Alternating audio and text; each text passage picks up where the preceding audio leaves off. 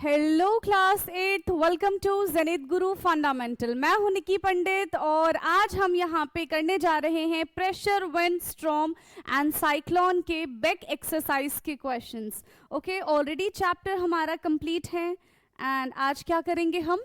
Bake exercise. So I hope कि आप सब तक मेरी आवाज एकदम क्लियर पहुंच रही है। Let's start today's class and आज की क्लास का हमारा पहला क्वेश्चन यहाँ पे क्या है?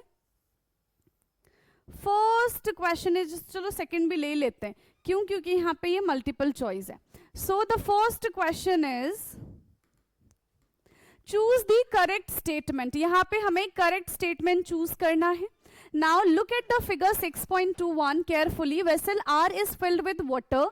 When pouring of water is stopped, the level of the water will be. तो यहाँ पे हम पानी डाल रहे हैं, ठीक है। हमें देख रहा है कि यहाँ पे ये होल है और इससे ये कनेक्ट है, यहाँ पे एक होल है और इससे ये तीसरी बॉटल जो है वो कनेक्ट है। तो यहाँ पे क्या कह रहे हैं कि look at this figure carefully, vessel R is filled with the water, when pouring of water is stop the level of water will B.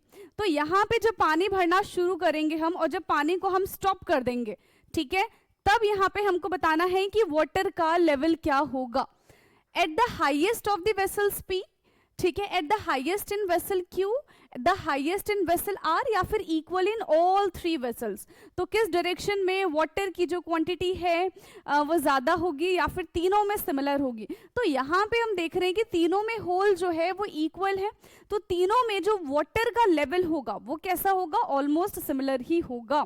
So equal in all three vessels. Question 1 का यहाँ पे हमारा option D जो है वो correct हो जाएगा, ठीक। सेकेंड वाले की अगर हम बात करें, so a rubber sucker M is pressed on a flat smooth surface and an identical sucker N is pressed on a rough surface। तो एक सकर को हमने स्मूथ सरफेस पे प्रेस किया है एंड एक सकर को हमने रफ सरफेस पे प्लेस किया है, ठीक है, अराउंड द सरफेस। तो यहाँ पे क्या होगा? Both M and N will stick to their surface, both M and N will not stick to their surface, M will stick but N will not stick, M will not stick but N will stick। तो यहाँ पे क्या हो जाएगा? क्या दोनों के दोनों रबर सकर स्टिक करेंगे? एक करेगा, एक नहीं करेगा। क्या हो सकता है यहाँ पे? तो देखो क्या हो जाएगा, M जो है वो फ्लैट स्मूथ सरफेस पे स्टिक कर रहे हैं, ठीक है, लेकिन N को ना रफ सरफेस पे हम स्टिक कर रहे हैं, तो N जो है वो स्टिक नहीं होगा। क्यों नहीं होगा? क्यों नहीं होगा? देखो किसकी वजह से स्टिक होता है? Due to the atmospheric pressure. वो एक वैक्यूम क्रिएट करते हैं ऑन अ स्मूथ सरफेस, वो चीज हमें रफ सरफेस पे नजर नहीं आएगी, ठीक है, वो चीज हमें रफ सरफेस पे नजर नहीं आएगी। इसी वजह से क्या हो जाएगा? यस, इसी वजह से क्या हो जाएगा? हमें जो N है, N सकर है, वो प्रेस नहीं होगा, जबकि M वाला हो जाएगा। So according to the question, second portion का third option is correct. Okay, let's move to another question. Now अभी फर्स्ट क्वेश्चन ही चल रहा है, इसके पार्ट्स हैं ये। Okay, so third one is a water tank is place on the roof. Water tank जो है वो रूफ पे प्लेस है of a building at a height h। To get water with a more pressure on the ground floor has one has to increase the height h at which the tank is placed, decrease the height h at which the tank is placed, replace the tank with another tank of the same height that can hold more water, replace the tank with the another tank of the same height that can hold a less water। क्या कह रहे हैं? एक tank है जो छत पे place की गई है, जिसका हाइट h है ना। To get water with more pressure, हमें ग्राउंड पे ज्यादा हाई प्रेशर से पानी चाहिए, तो क्या करना पड़ेगा, है ना? क्या हमें चीजें यहाँ पे करनी पड़ेगी? इनमें से क्या चीज हो सकती है हमको बताना। तो देखो जितना ज्यादा टंकी का हाइट होगा उतना ज्यादा वो प्रेशर क्रिएट करेगा। यस, लिक्विड प्रेशर कब इंक्रीज होता है? So liquid pressure increase with height of the water column. जितना ज्यादा वाटर कॉलम का हाइट होगा उतना ज्यादा वो प्रेशर को क्रिएट करेगा। क्या इतनी चीजें क्लियर हैं? यस, समझ में आ रहा है ना इतना? तो यहाँ पे क्या हो जाएगा, increase the height h eight which the water tank is place, तो उसकी हाइट को क्या करें हम, बढ़ा देते हैं, ठीक है। Now fourth portion is two vessels A and B contain water up to the same level as shown in this figure. PA and PB is the pressure at the bottom of the vessel. FA and FB is the force exerted by the water at the bottom of the vessel A and B. तो क्या हो जाएगा यहाँ पे, क्या जो pressure है, ठीक है, जो फोर्स है वो इक्वल रहेगा, इक्वल नहीं होगा? What will be the answer?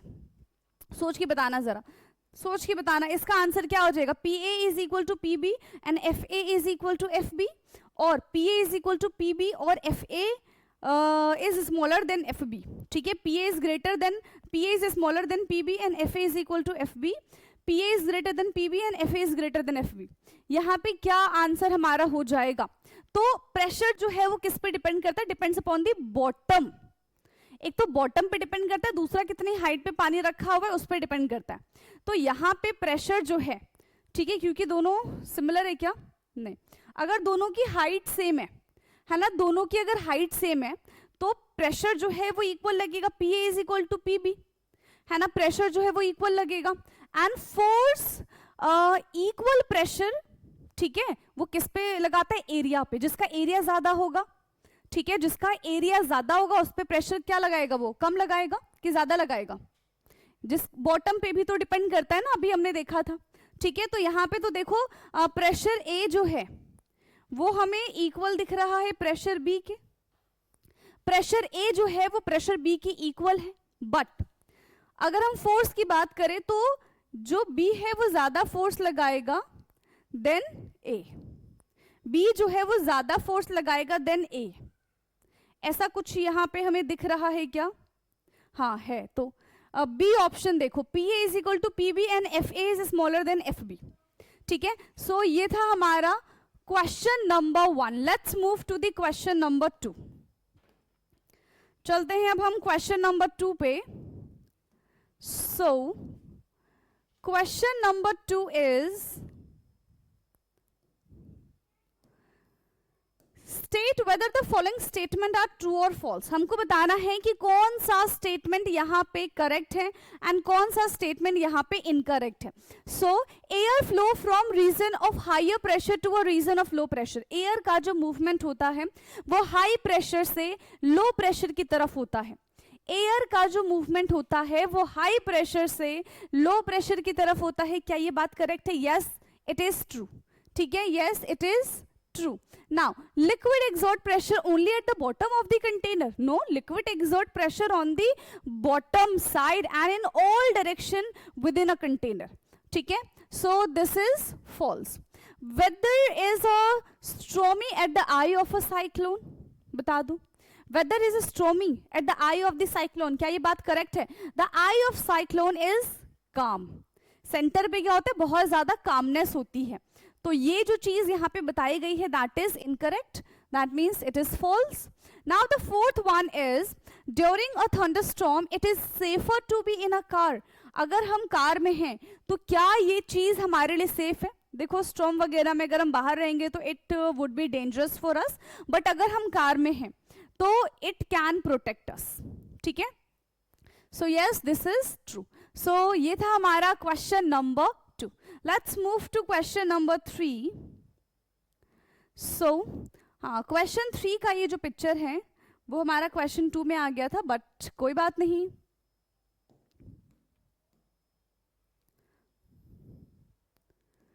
ये है हमारा picture, okay. Now so figure 6.23 shows a boy lying horizontally, and in figure 6.23b shows a boy standing vertically on loose and bed. So loose and bed. In which case does the boy sink more in sand? Give reason. तो किसमें जो boy है वो बिल्कुल इसमें धंस जाएगा? क्या रीजन है इसके पीछे का, ये हमको बताना है, ठीक है। क्या रीजन हो सकता है? देखो अगर कोई लेट गया, जैसे ये लेट गया यहाँ पे, तो इसका सरफेस एरिया जो है ना वो बढ़ गया। इसका सरफेस एरिया बढ़ गया तो मतलब ये प्रेशर कम लगाएगा। यहाँ पे इसका सरफेस एरिया कम है तो ये प्रेशर ज्यादा लगाएगा। तो अगर ये खड़ा है है ना, तो ज्यादा प्रेशर लगा रहा है वो नीचे जाने के लिए, अपने आप ही लग रहा है ज्यादा प्रेशर नीचे जाने के लिए, तो वो जल्दी नीचे जो सैंड में है वो धंस जाएगा। लेकिन जो लेटा हुआ है उसका एरिया ज्यादा है, एरिया ज्यादा के साथ साथ उसका प्रेशर कम लग रहा है, तो वो नीचे उसके जाने के चांसेस बहुत कम हो जाएंगे। ठीक है, तो the boy will sink more when standing vertically, जब वो वर्टिकली स्टैंड रहेगा तभी वो बहुत ज्यादा सिंक होने के उसके चांसेस हो जाएंगे। So the boy will sink more, the boy will sink more when standing vertically, जब वो बिल्कुल ऐसे खड़ा है तब उसके चांसेस ज्यादा है। ठीक है, क्या हो जाएगा भाई यहां पे, जब वो खड़ा है, ठीक है, जब वो खड़ा है तब क्या हो जाएगा, when standing his weight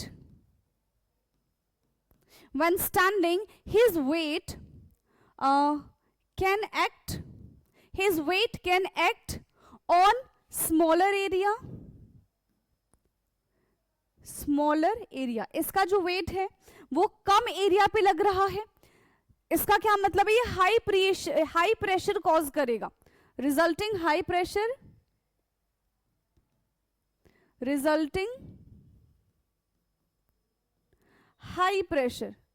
area कम है तो प्रेशर ज्यादा होगा, एंड causes more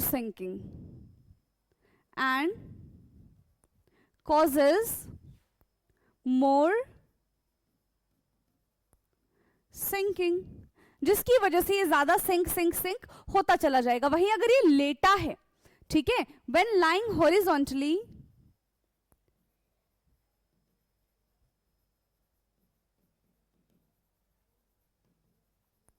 जब ये horizontally lie करेगा, his weight is distributed,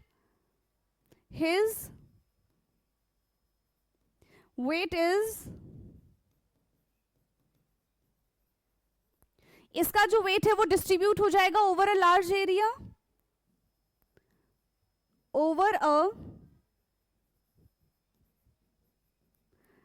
area, resulting low pressure,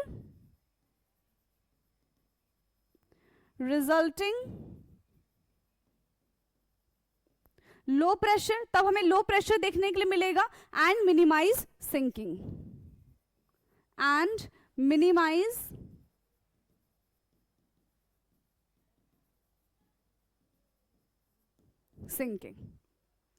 clear है, और वो कम नीचे सिंक करेगा, क्लियर, क्योंकि इसका सरफेस एरिया जो है वो बढ़ गया, सरफेस एरिया बढ़ने की वजह से इसका प्रेशर जो है वो ऑटोमेटिकली कम हो जाएगा।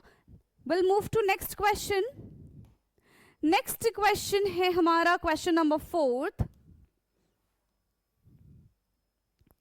सो क्वेश्चन 4 इज, फटाफट से रीड करिए, क्या है ये क्वेश्चन 4? यस, क्या है ये क्वेश्चन 4? यहाँ पे हमें छोटा सा न्यूमेरिकल करना है with the help of formula. ठीक है, so an elephant stand on the 4 feet if the area covered by 1 feet is this 0.25 metre square, calculate the pressure exerted by the elephant on the ground if the weight is 20,000 newton. तो total area covered by 1 feet is 0.25 and elephant have 4 feet, तो कितना area वो cover करेगा, 4 into 0.25 metre square, तो जो भी answer आएगा वो हो जाएगा। एंड कितना क्या कर रहा है वो, प्रेशर भी हमको दिया गया है, so we have to calculate the force, right, calculate the pressure. अच्छा, ठीक है, वेट हमको दे रखा है, प्रेशर हमको कैलकुलेट करना है। So what is pressure? Pressure is equal to force per area, है ना। पहले हम फॉर्मूला लिख दें, pressure is equal to force upon area, यही होता है प्रेशर का फॉर्मूला भाई, यही होता है। So total area covered by 1 feet, ठीक है, total area covered by 1 foot is 0.25 metre square. Now अगर हम 4 के लिए बात करें तो 4 into 0.25 metre square, that means 1 metre square. Area हमने यहाँ पे निकाल लिया है, ठीक है, एरिया हमने यहाँ पे निकाल लिया। Now the force is given to us, Newton क्या है, फोर्स ही तो है। सो 20,000 यही है अपॉन 1, कितना आंसर आएगा, कितना आंसर आ जाएगा, 20,000 न्यूटन पर मीटर स्क्वायर और 20,000 पास्कल और 20,000 पास्कल। आसान था, है ना। अगर कुछ और भी हमें एरिया दिया जाता तो उससे हम डिवाइड कर देते, ये आसान ही है, एक ही फॉर्मूला भी आपके पास, ठीक है। आगे बढ़े नेक्स्ट क्वेश्चन की तरफ। So next question is question number 5th। Question 5th is there are 2 boat, ठीक है, कितने बोट है यहाँ पे, there are 2 boat and 2 boat है तो A and B. Boat A has a base area 7 meter square and 5 person are seated in it. Boat B has the base area of 3.5 meter square and 3 person are seated in it. If each person has a weight of 700 Newton, हर एक इंसान का weight यहाँ पे 700 Newton के बराबर है. Find out which boat will experience more pressure on its base and how and by how much. कौन ज़्यादा pressure feel करेगा और कितना feel करेगा. Weight of person is 700 Newton, मतलब सबका कैलकुलेट कर लो, प्रेशर कैलकुलेट करते हैं, है ना। तो वेट पर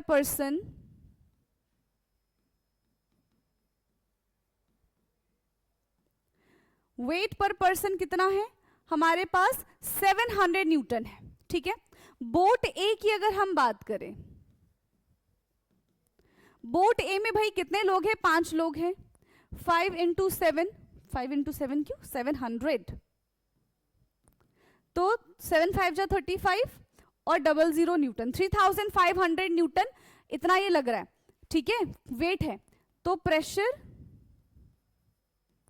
is equal to force per area. Pressure कितना है, ये फोर्स कितना है हमारा 3500, एरिया कितना दे रखा है हमको, 7 मीटर स्क्वायर दे रखा है, कितना दे रखा है हमको 7 मीटर स्क्वायर, 7 5 जा है ना 35, तो 500 न्यूटन पर मीटर हमारा प्रेशर आ रहा है इन बोट ए, ठीक है। अब बोट बी के बारे में बात कर लूं।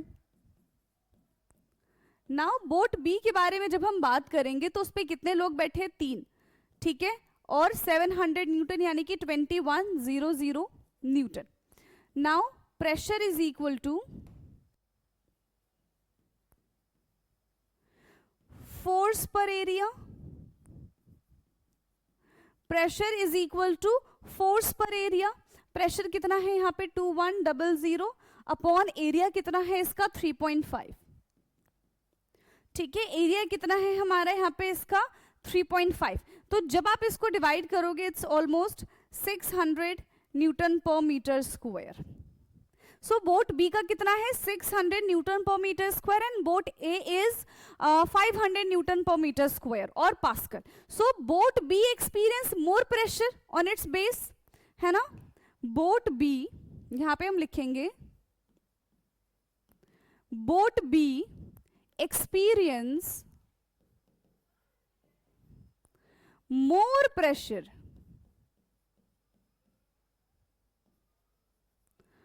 on its base and by कितने से कर रहे हैं 100 पास्कल से।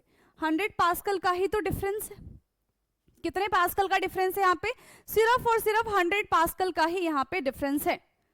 Okay, so let's move to another question, फटाफट से इसको कर लीजिए नोट डाउन, फिर हम चलेंगे अपने नेक्स्ट क्वेश्चन की तरफ।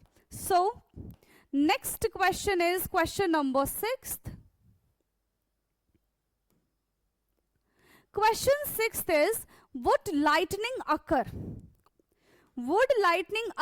if air and cloud were good conductor of electricity। क्या lightning हो जाएगी अगर air and जो cloud है वो good conductor of electricity होंगे। give reason for your answer, क्या ऐसा हो जाएगा, सोचो जरा, क्या ऐसा हो जाएगा। आंसर है बिल्कुल भी नहीं, ठीक है, आंसर क्या है, बिल्कुल भी नहीं। ऐसा क्यों है भाई, लाइटनिंग वुड नॉट अकर, क्यों लाइटनिंग अकर नहीं होगी, क्या रीजन है इसका?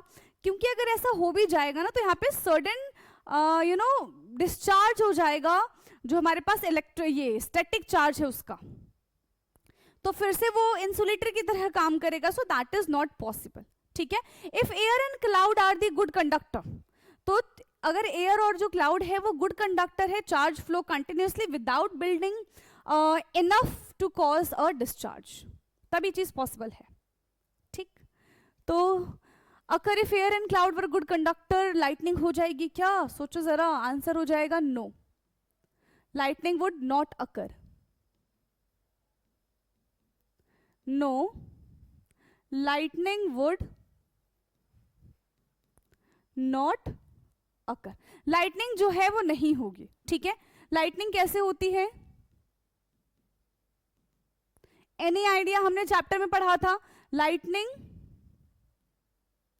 results किसकी वजह से? lightning results from the built up of,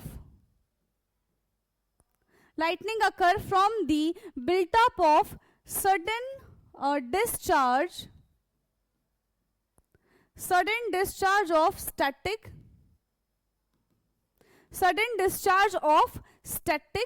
charge in cloud, ठीक है, sudden discharge of static charge in cloud which required air to act as insulator, which required air to act as insulator, which required air to act as insulator, ठीक है। if air and cloud, if air and cloud were good conductor,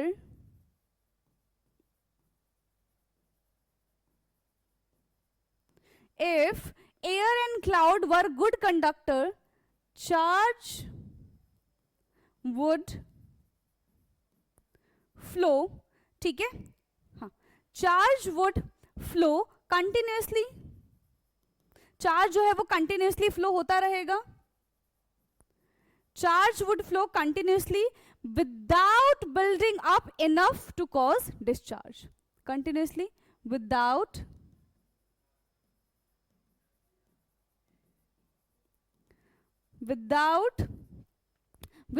building up enough to cause discharge। तो ये था हमारा question number 6। Let's move to question number 7। इसको फटाफट से कर लीजिए नोट डाउन, फिर हम चलते हैं अपने क्वेश्चन नंबर 7 की तरफ, ठीक है। चलो, नेक्स्ट क्वेश्चन इज क्वेश्चन 7।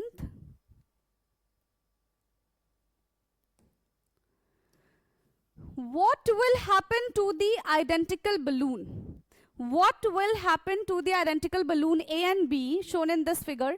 चलो देख लेते हैं। When water is filled into the bottle up to a certain height, will both the balloon bulge? If yes, will they bulge equally? Explain your answer. So हाँ, इस picture के बारे में बात कर रहे हैं, ठीक है। क्या यहाँ पे दोनों जो बलून है वो इक्वली बल्ज आउट होंगे या फिर इनमें कोई हमें डिफरेंस देखने के लिए मिलेगा, ये हमको बताना, बता दो। तो देखो दोनों सेम लेवल पे है, तो पानी जितना इधर जाएगा उतना उधर जाएगा, तो दोनों पे इक्वली प्रेशर लगेगा। So both the balloon will bulge and they will bulge equally, right. Both the balloon bulge and they bulge equally, और वो इक्वली बल्ज होंगे। क्यों इक्वली बल्ज होंगे? क्योंकि pressure exert by the water किस पे depend करता है? हाइट पे डिपेंड करता है। एंड यहाँ पे इन दोनों का जो हाइट है, ठीक है, वो ऑलमोस्ट सिमिलर ही है, ठीक है। So the pressure exert the pressure, the pressure exerted by the water, the pressure exerted by the water depends on the height of the water column, depends on the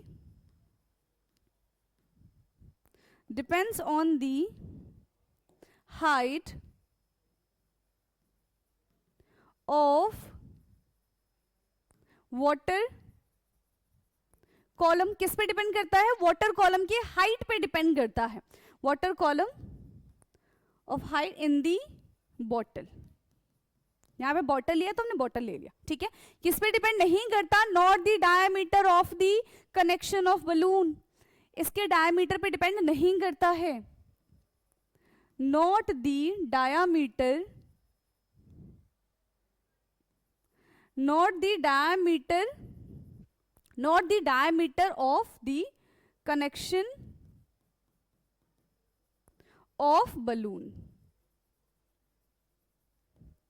Clear? Since यहां पे दोनों जो है वो एक similar level पे है, since the water is filled to the same height, since the water is filled to the same height, same height पे ही वाटर फिल किया जा रहा है, तो यहाँ पे जो प्रेशर होगा वो भी सेम ही होगा। the pressure is the same, then the pressure is the same, pressure is the same, तो यहां पे जो प्रेशर होगा वो भी कैसा हो जाएगा? सेम ही रहेगा, causing equal bulging, causing